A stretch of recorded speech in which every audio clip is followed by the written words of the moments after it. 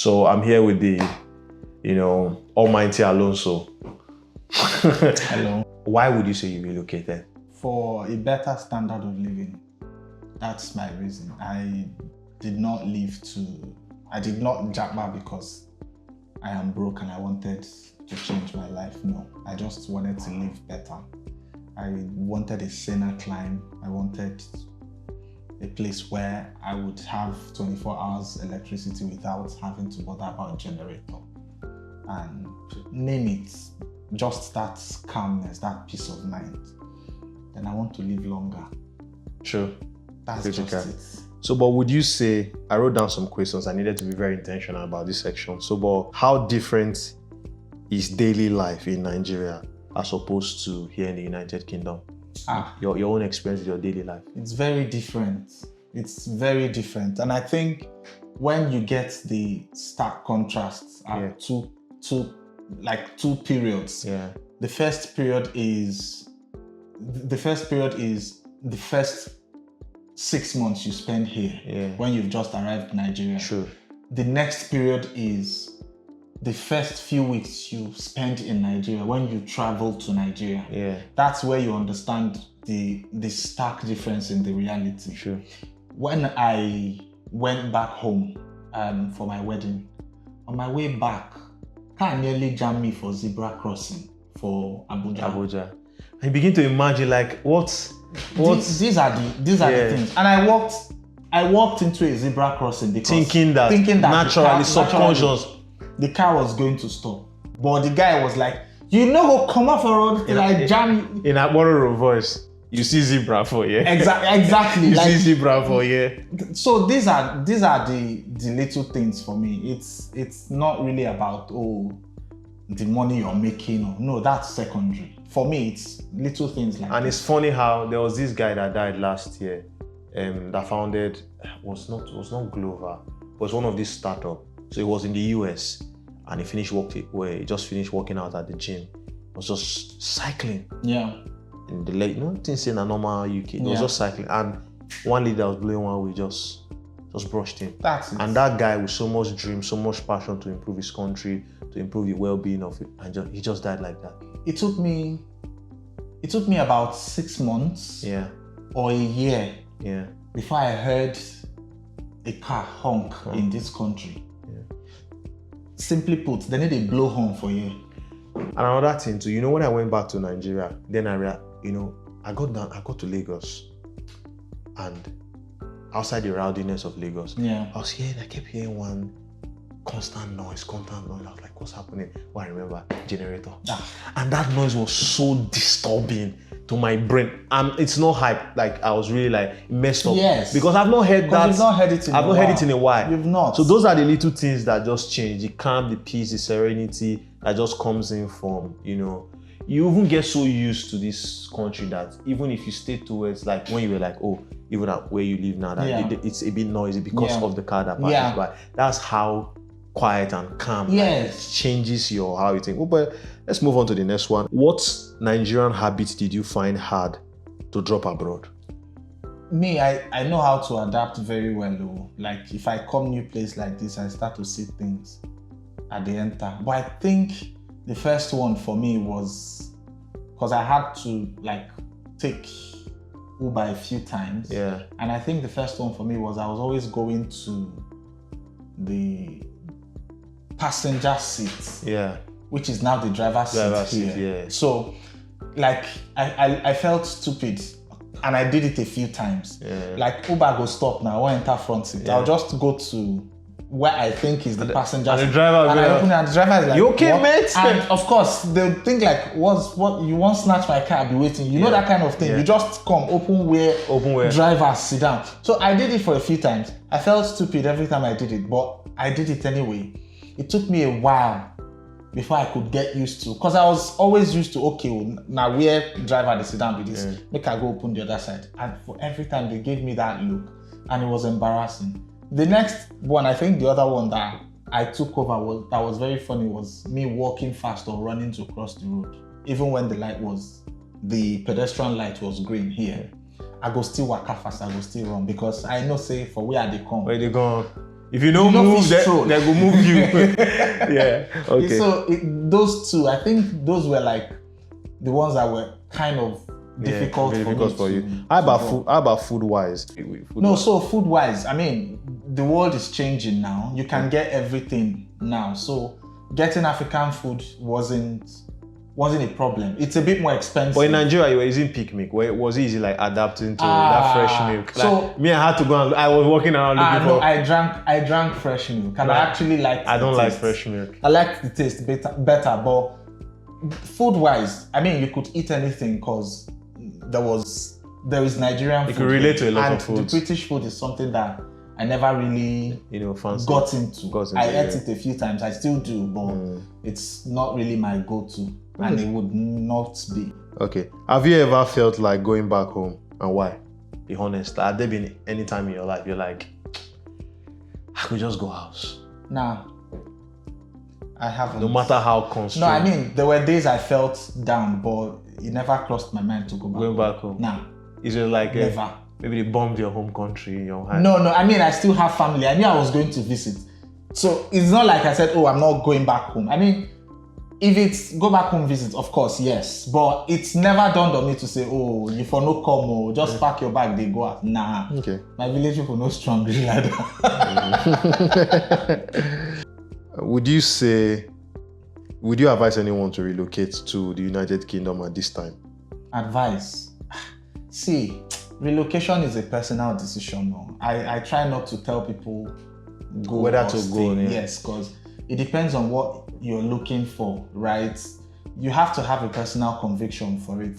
Yeah. But I would always tell people to seek out greener pastures, seek out better life. But you'd have to define what better life means for you. Yes, because if you're thinking that, okay, you're going to leave a good paying job to come here and blow, if you know blow, true, because the system has a way of taking back everything you've worked for. I mean, they're going to offer you the basics, they're going to offer you that standard of life. So it depends on what you feel you're comfortable with in terms of what you attribute as success for relocation. But I would always tell people to seek greener pasture, seek better life. If it's in Nigeria for you, fine. If it's in another country, fine. If you find it here, by all means.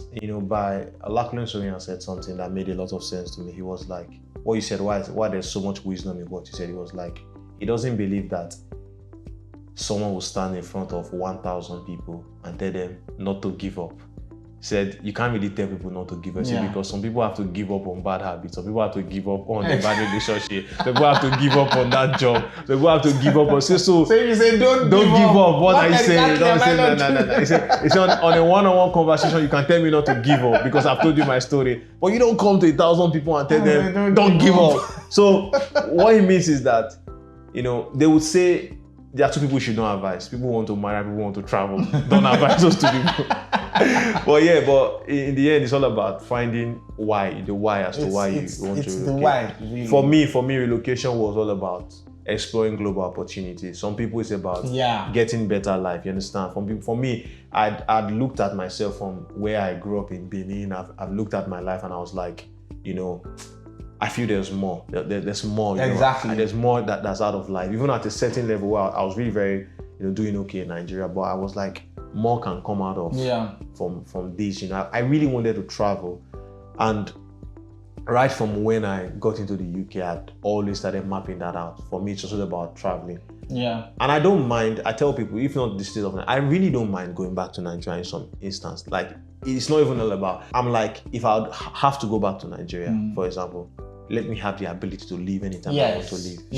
So for me, it's all about the ability. My freedom is picking my bag. Yes.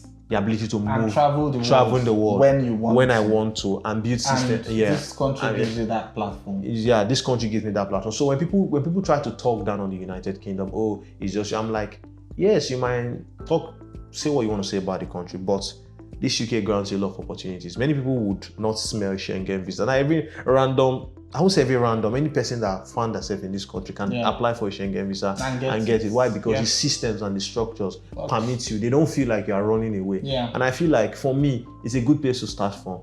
I can naturally apply for a visa, and the likelihood of getting is like at least 100%. When I got one of the top countries. One of the top countries.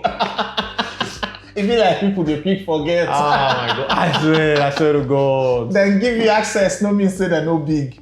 This is one of the top countries in the world. True. So, and I was just going to add that I always knew that I had it in my mind that I was going to leave the country. Well, you didn't know why. Which was why I did not do my master's in Nigeria, because I thought that if I was going to do a master's, I didn't want to school in Nigeria anymore. Yeah. And if I was going to do a master's, I wouldn't do it in Nigeria. So I've always had that, which was why it took me a while from when I finished school to when I did my master's. And when that opportunity came as a travel route for me, it was a no-brainer because I've always had it in mind. So it was easy for me to keep. Just on the side, where did you do your service in Nigeria? Where or when? Where did you do your service? I served in Kwara State, yes, in a town called Ilofa. Would you say you're an ambitious person? To an extent, yeah. Why did you choose to go to Lagos? Lagos. Yeah. Okay, that one. No. So, my career has taken a lot of twists and turns over the years. But I mean, one of the reasons I went to Lagos was because I knew that I had to stop depending on my parents at some point. I needed to start making money for myself, and I needed to start living life. And of course, we knew Lagos granted you the opportunity. Were you scared? No, I wasn't. I knew it was like the next step of my life. So I wasn't really scared. I was fortunate enough to have an uncle that accommodated me for that period of time. Just to get a job and live for a period before I could get my foot. And it was really good, and I'm very grateful for it. But I knew it was the next step of my life at that point, and it was a no-brainer for me. I had to take it. Yeah, that's nice. How has immigration changed your view of success? You feel like your success in life is really tied to your location, or how far you can go in life is really tied to your location? One thing that it's opened my mind to is the fact that the world is big. It's a big world and a small world as well. And yes, I feel like your location makes a difference. Because when I got here, it took me a while to adapt to the work culture. It's quite different from what you have in Nigeria, right? I started a job, and just a few days into the job, I was told that I still have 4 or 5 days of annual leave to take before the financial year closes. That's how transparent. Do you get? So things like that. And I'm like, I know that when I worked in Nigeria, you'd have to work in most companies, you'd have to work up to a year, or some up to 6 months before you are entitled to annual leave. I've just started work 1 week and they're telling me, just put your annual leave in. So I feel like, yes, your environment matters. The exception is not really a reality, because I'm not saying that if you're in Nigeria, it doesn't mean you're not going to get global opportunities. Of course you will.